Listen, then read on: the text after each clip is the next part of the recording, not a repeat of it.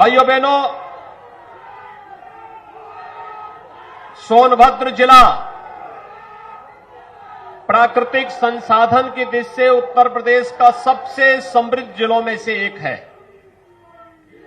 लेकिन प्राकृतिक संसाधनों से भरपूर होने के बावजूद यहां के लोगों को आजादी के बाद से आने वाली सरकारों ने बुनियादी सुविधाओं से वंचित रखा। भाइयों बहनों, 2017 के पहले यहां पर किस प्रकार की अराजकता थी। गरीब को मकान नहीं मिलता था, स्कूलों की स्थिति अत्यंत जर्जर थी, खनन माफिया, भू माफिया, वन माफिया यहां पर हावी होकर के यहां के लोगों का शोषण करते थे और यहां की माताएं बहनें पानी के लिए तरसती रह जाती थीं। भाइयों बहनों, 2017 के बाद आपने देखा होगा यहां पर प्रधानमंत्री आवास योजना को देना हमने प्रारंभ किया ही, हर घर को शौचालय की योजना के साथ जोड़ा। जो सोनभद्र जिला पूरे प्रदेश के अंदर ऊर्जा की आपूर्ति करता था, वह सोनभद्र जिला स्वयं अंधेरे में 2017 के पहले रहता था। आज तो यहां पर बिजली भी दिया जा रहा है और हर घर नल योजना के माध्यम से गांव गांव में पेयजल की स्कीम भी आपके जनपद को उपलब्ध कराई जा रही है। कोई सोचता था सोनभद्र में भी मेडिकल कॉलेज बनेगा, लेकिन भाइयों बहनों, अब तो आपके सोनभद्र जिले में भी एक नया मेडिकल कॉलेज बन रहा है। आज उसका शिलान्यास भी हमने कर दिया है। मंच पर आने के पहले मैं अपने विधायकों के साथ, मंत्रियों के साथ इसी कार्यक्रम को संपन्न कर रहा था और इसलिए मैं इस अवसर पर आप सबको बधाई देता हूं कि जो कभी आपके पूर्वजों ने सोचा होगा कि लखनऊ में पीजीआई और केजीएमयू की तर्ज पर एक मेडिकल कॉलेज अगर सोनभद्र में भी होता तो यहां के लोगों को बीमारी के समय में इधर उधर भटकने की आवश्यकता नहीं पड़ती। लेकिन अब वह सपना भी साकार कर दिया है, क्योंकि डबल इंजन की सरकार है। मोदी जी प्रधानमंत्री हैं, उनका आशीर्वाद और अनुकंपा मिलती है और प्रदेश सरकार जब सहयोगी बनती है, दोनों एक पार्टी और एक विचारधारा की सरकार जब साथ कार्य करती है, तो डबल इंजन की सरकार डबल कार्य और कई गुना कार्य की सौगात भी जनता को देती है। चाहे वह हर घर नल योजना के माध्यम से पेयजल की सुविधा घर घर तक पहुंचाने के लिए किया जाने वाला कार्य हो, या मेडिकल कॉलेज आपके सोनभद्र में ही बनकर के जनपद सोनभद्र वासियों को, और सोनभद्र वासी ही नहीं बल्कि विधायक चेरो तो मुझसे कह रहे थे कि क्या मैं अपने बिहार के साथियों का भी उपचार करा पाऊंगा। मैंने कहा नहीं, जिनको भी आप लाना चाहेंगे, आप चाहें तो नेपाल से भी उपचार कराने के लिए यहां पे लेके आ जाना। भाइयों बहनों, मेडिकल कॉलेज विशेषज्ञ स्वास्थ्य सुविधा का आधार बनता है। हम लगभग 300 करोड़ रुपए देंगे यहां पर मेडिकल कॉलेज, हॉस्पिटल की क्षमता को 500 बेडेड हॉस्पिटल भी यहां पर बनेगा, अत्याधुनिक सुविधाएं आएंगी सोनभद्र के नौजवानों के लिए, यहां के अनुसूचित जाति जनजाति के बच्चों के लिए यहां पर मेडिकल की सुविधा, पढ़ाई करने के लिए, मेडिकल की पढ़ाई के लिए उन्हें देश के अंदर कहीं भटकना न पड़े, इसी जनपद में उन्हें ये सुविधा प्राप्त हो सके। इसके लिए आज हम सब आपके बीच में आए हैं इस जन विश्वास यात्रा को लेकर के। याद करिए 2017 के पहले प्रदेश के अंदर किस प्रकार की अराजकता थी। पर्व और त्योहार नहीं मनाए जा सकते थे। कोई पर्व और त्योहार आता था, पर्व और त्योहार के पहले दंगे प्रारंभ हो जाते थे, बड़े बड़े दंगे होते थे। इस सोनभद्र में भी दंगे हुए थे। जन्माष्टमी का जुलूस नहीं निकलने दिया जाता था, नवरात्रि में दुर्गा मां की पूजा नहीं करने दी जाती थी, रामलीलाओं के आयोजन को रोका जाता था, कावड़ यात्रा नहीं निकलने दी जाती थी, पर्व और त्योहारों को हर प्रकार से व्यवधान डालने का प्रयास होता था। लेकिन भाइयों बहनों, अब तो दंगाइयों को जहां जाना था वहां पहुंचा ही दिया गया है। कोरोना भी आपके पर्व और त्योहार को नहीं रोक पा रहा है। कोरोना को भी इतना प्रभावी अंकुश लगाया गया है कि दीपावली आपने आनंद के साथ मनाई, विजयादशमी का आयोजन पूरी भव्यता के साथ पूरे प्रदेश और देश के अंदर मनाया गया, रामलीलाओं के आयोजन हुए, कहीं भी कोई समस्या नहीं। और यही नहीं, अभी आपने देखा होगा पहले की सरकार और अब की सरकार में अंतर साफ है, फर्क साफ है। पहले राम भक्तों पर गोलियां चलाई जाती थी और अयोध्या में अब राम मंदिर के भव्य निर्माण का कार्य प्रारंभ होता है। यही अंतर है। पिछली सरकारें राम भक्तों पर गोली चलाती थी, वर्तमान सरकार राम भक्तों पर पुष्प वर्षा करती है और भगवान राम के भव्य मंदिर के निर्माण के कार्य को आगे बढ़ाने का कार्य करती है। पिछली सरकार कावड़ यात्रा पे रोक लगाती थी और वर्तमान सरकार प्रधानमंत्री मोदी जी के मार्गदर्शन में काशी विश्वनाथ धाम का भव्य निर्माण कराती है और उससे जुड़े हुए श्रमिकों पर प्रधानमंत्री जी के द्वारा पुष्प वर्षा की जाती है। पिछली सरकार गरीबों का अन्न हड़पती थी और वर्तमान की सरकार हर महीने 2-2 बार हर गरीब को अन्न योजना के साथ जोड़ने का कार्य कर रही है।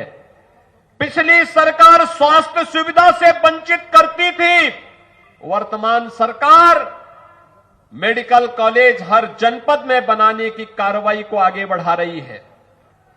पिछली सरकारों में भू माफिया, खनन माफिया, वन माफिया, पशु माफिया और हर प्रकार के माफिया हावी होकर के प्राकृतिक संसाधनों पर लूटपाट करते थे। वर्तमान सरकार में माफिया की जगह जेल होगी या दूसरे लोक में होगी, सोनभद्र में नहीं होगी। इस संकल्प के साथ सरकार ने कार्य प्रारंभ किया और आज उसका परिणाम भी आप सबके सामने है। भाइयों बहनों, जब सरकार संवेदनशील होती है, जन विश्वास पर खरा उतरने के लिए आती है, तो जन विश्वास यात्रा का आनंद भी उसी को आता है। जन विश्वास यात्रा में 19 दिसंबर से आज चौथा दिन है।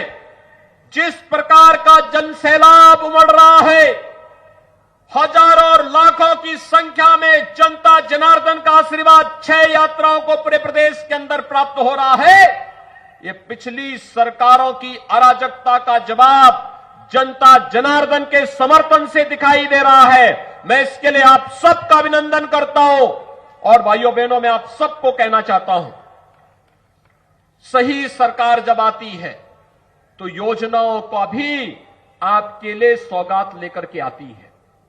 आज हर गरीब को मिलने वाली सुविधाएं, किसी भी प्रकार की सुविधाएं, बिजली हो, अच्छी सड़क हो, स्कूल हो, आईटीआई हो, हॉस्पिटल हो, मेडिकल कॉलेज हो, डिग्री कॉलेज हो, इंटर कॉलेज हो, या फिर मिलने वाली वे सुविधाएं, चाहे वह अन्न योजना हो, फ्री में टेस्ट की सुविधा हो, फ्री में उपचार की व्यवस्था हो, या फिर फ्री वैक्सीन, सबको वैक्सीन की सुविधा।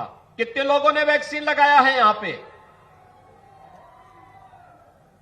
वाह भाई, मैं आप सबका अभिनंदन करता हूं जिन लोगों ने वैक्सीन ले लिया है। और मैं आप सबसे अनुरोध करूंगा, जिन लोगों ने वैक्सीन लगाया है, कोरोना उनका कुछ नहीं बिगाड़ पाएगा।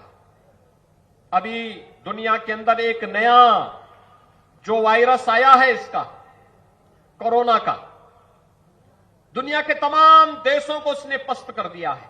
अमेरिका को भी, यूरोप के तमाम देशों को, रूस को, चीन को। लेकिन भारत में प्रधानमंत्री मोदी जी के नेतृत्व में जो वैक्सीन बनी है, ये वैक्सीन इतनी प्रभावी है कि जिसने दोनों डोज वैक्सीन की समय से ले ली है, कोरोना का दूसरा जो वेरिएंट आया है ओमिक्रॉन, यह उसका कुछ नहीं कर पा रहा है। उसके सामने कोरोना निष्प्रभावी है। और इसलिए भाइयों बहनों, वैक्सीन जिन्होंने नहीं ली है, दोनों डोज ले ली है, उन्होंने अच्छा किया है। जिन्होंने एक लिया है वे दूसरा डोज भी जरूर ले लें। और जिन लोगों ने अभी नहीं लिया है, उनसे भी मैं कहूंगा कि वे अपने लिए भी, अपने परिवार की सुरक्षा के लिए भी और समाज की सुरक्षा के लिए भी दोनों डोज जरूर ले लें, समय से ले लें, जिससे हम लोग थर्ड वेव को आने से पहले रोक सकें। लगातार सरकार कार्य कर रही है। ये जो सुविधाएं हैं जिनके बारे में अभी श्री कौशल किशोर जी बता रहे थे, हमारी सरकार ने तय किया है। ये थर्ड वेव को देखते हुए हम लोग महीने में 2 बार हर गरीब को फ्री में राशन देंगे। और अब राशन के साथ साथ महीने में 1 बार हर राशन कार्ड धारक को 1 किलो दाल भी देंगे, 1 किलो खाद्य तेल भी उपलब्ध कराएंगे, 1 किलो नमक भी उपलब्ध कराएंगे और अंत्योदय कार्ड धारक को 1 किलो चीनी भी उपलब्ध करवाने का कार्य करेंगे। भाइयों बहनों, इसके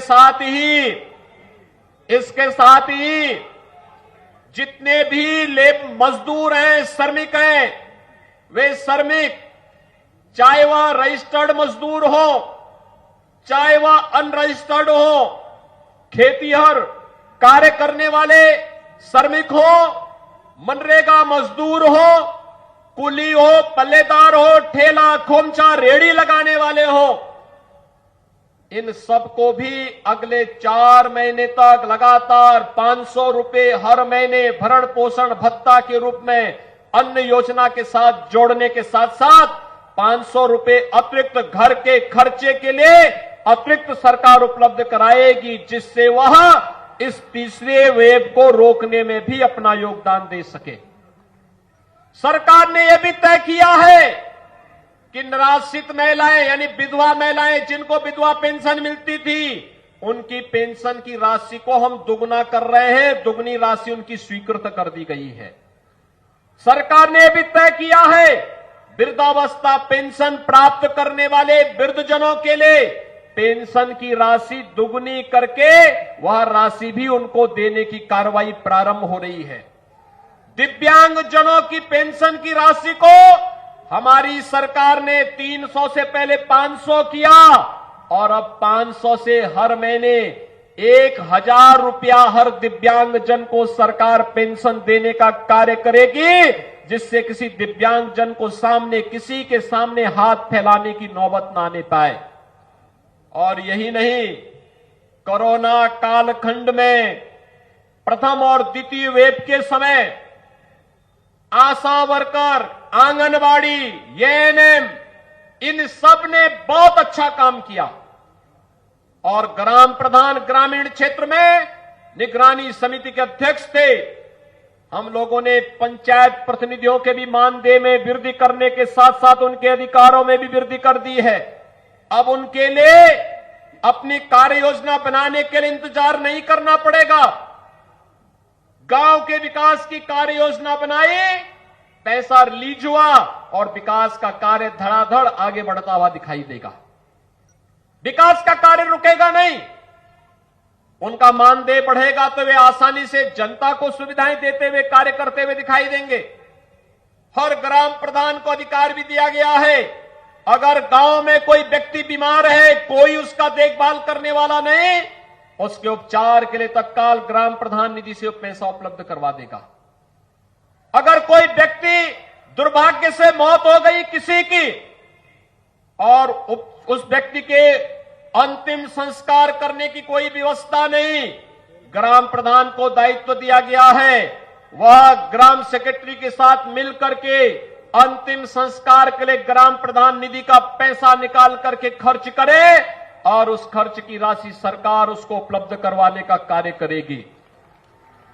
सरकार ने यह भी तय किया है कि किसी भी व्यक्ति को, कोई भी व्यक्ति भटकने न पाए, उसको उपचार के लिए दर दर की ठोकर न खानी पड़े।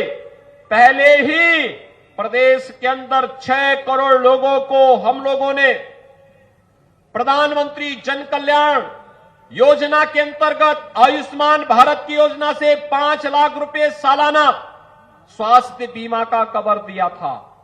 अब सरकार ने तय किया है कि हर श्रमिक को हम इस योजना का लाभ देंगे।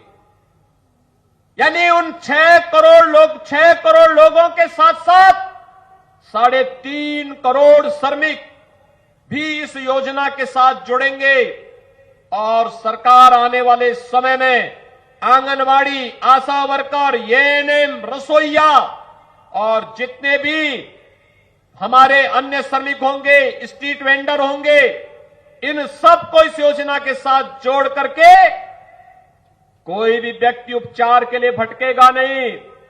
सरकार जैसे फ्री टेस्ट कर रही है, फ्री उपचार कर रही है, फ्री में वैक्सीन, सबको वैक्सीन देने की व्यवस्था कर रही है, ऐसे ही हर प्रकार की बीमारी में उपचार के लिए उस प्रकार की सुविधा सरकार फ्री में उपलब्ध कराने का कार्य करेगी। भाइयों बहनों, सोनभद्र और आसपास के जनपदों में पेयजल का संकट सदैव होता था।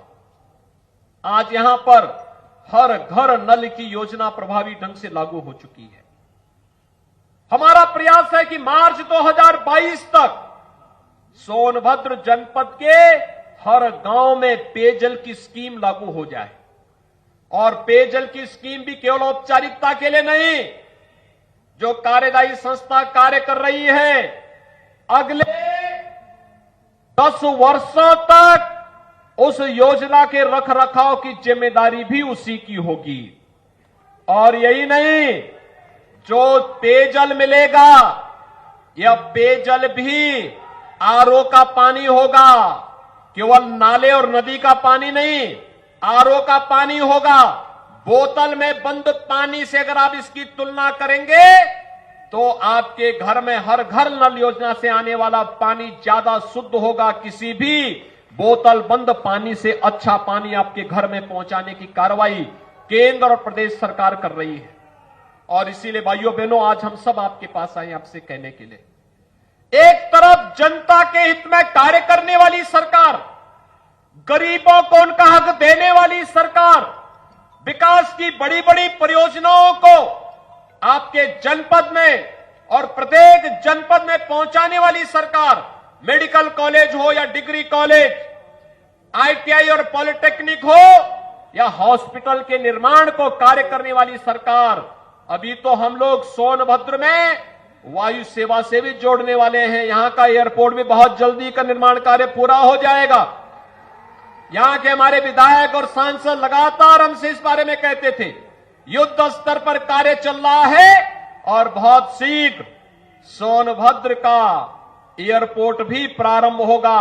तो सोनभद्र में ही बैठ करके लखनऊ और दिल्ली की यात्रा और मुंबई की यात्रा सोनभद्र से ही आप 1 घंटे के अंदर कर लेंगे। जो यात्रा अब तक आपको पहुंचने में 8, 10, 12 और 15 घंटे लगते थे, भाइयों बहनों, आने वाले समय में इस यात्रा में 1 घंटे के अंदर इस दूरी को तय करने में आपको मदद मिल जाएगी। और इसीलिए आज मैं आपके बीच में आया हूं। ये जन विश्वास यात्रा इन कार्यों की उपलब्धियों को लेकर के आपके बीच आई है। आपने आशीर्वाद दिया, हर गरीब को मकान मिल रहा है। आपने आशीर्वाद दिया, हर गरीब को शौचालय मिल गया है। आपने आशीर्वाद दिया, हर गरीब के घर में बिजली का लट्टू लटक करके बिजली दे रहा है। आपने आशीर्वाद दिया, हर गरीब को पेंशन की सुविधा से जोड़ने का कार्य हुआ और पेंशन की राशि भी दुगनी कर दी गई। आपने आशीर्वाद दिया, हर विधवा की पेंशन की राशि दुगनी कर दी गई।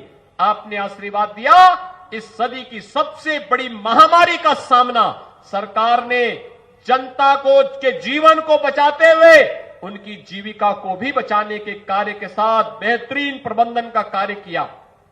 आपने आशीर्वाद दिया, हर घर नल योजना यहां लागू हो गई। आपने आशीर्वाद दिया, मेडिकल कॉलेज की सौगात सोनभद्र को मिल गई। एक तरफ वह सरकार जो डबल इंजन की है, आपका इशारा समझते ही विकास की योजना को लेकर के आपके पास पहुंचती है, और दूसरी तरफ ये लोग भी थे, कोई नौकरी निकलती थी तो महाभारत के सारे रिश्ते वसूली में निकल पड़ते थे। कहां चाचा, कहीं भतीजा, कहीं और कोई नातेदारी रिश्तेदारी, ये सभी निकल पड़ते थे वसूली पे। प्रदेश के युवा उससे वंचित रह जाता था। कहां वे लोग? पर्व और त्योहार आते ही दंगे प्रारंभ हो जाते थे और माफिया हावी हो जाते थे सभी संसाधनों पर। भाइयों बहनों, आज आपने देखा होगा दंगाई प्रदेश के अंदर आज के दिन पर कहीं सिर नहीं उठा सकता।